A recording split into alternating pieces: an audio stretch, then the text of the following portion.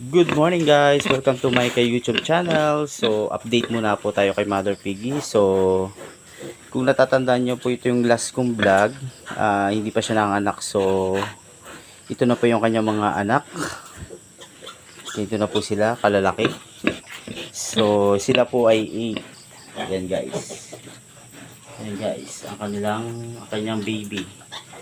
So guys, na-late lang ako ng pag-update kasi medyo busy rin tayo sa studies. So, nag-aaral ako, graduating na this year. So, ito na po yung aking update. Ito po yung anak ni Mother Piggy. Ayan, yan po. So, may kakakulitan, guys. Yan, guys, ang anak niya. Sila po ay 8. Nilabas po siya ay 10, kaya lang po yung dalawa ay namatay talaga. So, guys, ito po siya. Ito guys.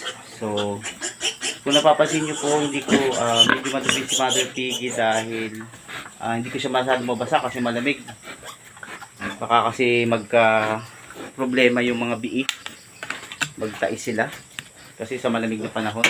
Ayan guys. Ayan yung anak ni Mother Piggy. Ayan po siya. Malulusog po siya.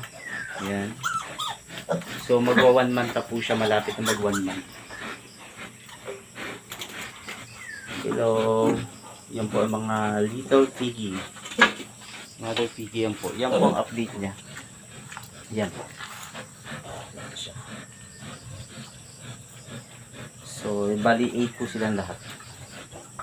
Ayan guys. Mother Piggy. Yan po siya.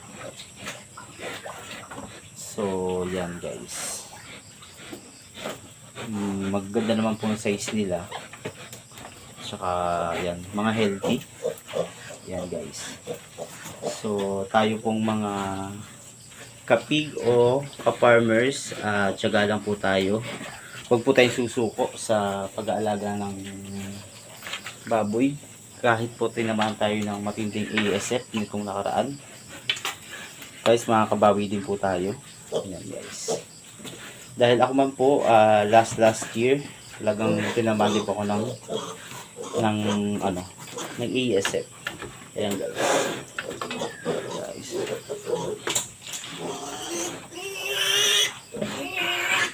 Slow Mother Piggy. Padede ka na. Ayan guys. So update muna tayo.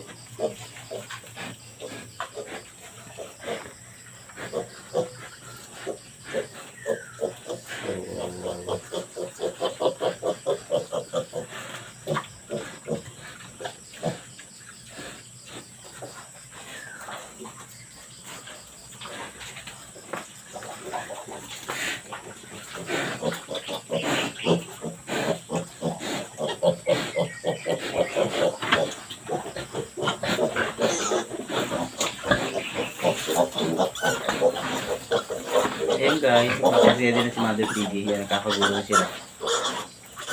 Ayan guys.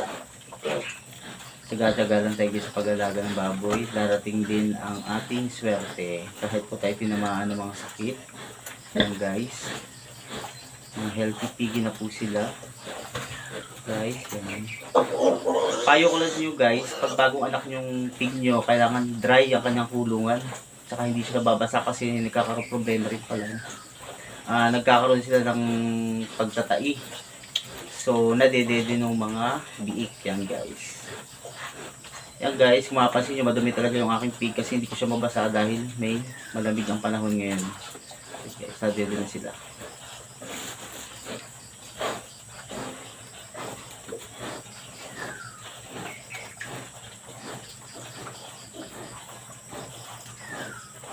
Ayan guys, sana ma-motivate ko pa kayo mag-alaga uli ng mga pig.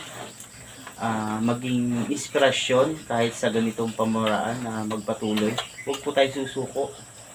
Huwag po nating hayaang mamatay ang industry sa pagbababoy kasi likas sa atin ang mag-aalaga na masipag ang mga Pilipino.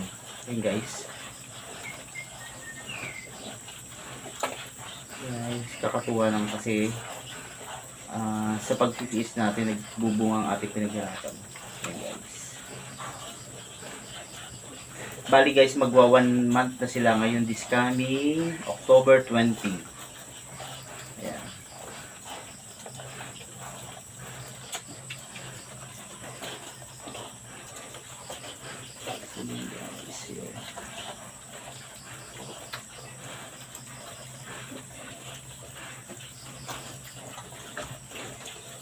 Okay guys.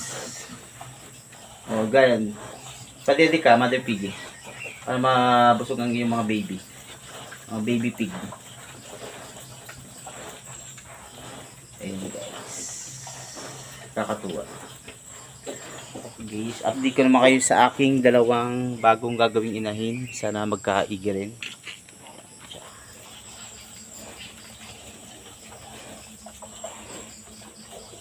So, lilipat naman po ako sa kabilang kulungan. Meron po akong dalawa dito. Ayan sila. Ito po yung gagawin ko ding bagong inahin. Dalawa po sila. Ayan guys. Hello, Piggy.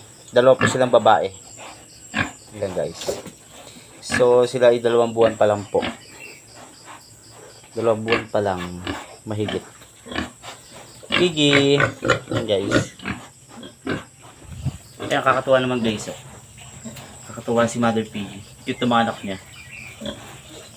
Iniiwanan ko po yan dyan. So, si Mother Piggy po ay magaling naman mag-alaga ng mga anak niya. So, ang lahi po ni Mother Piggy is Landrace. So, ang gatas niyo po ay marami. Tapos, sa pag-aalaga niya po ng baby niya,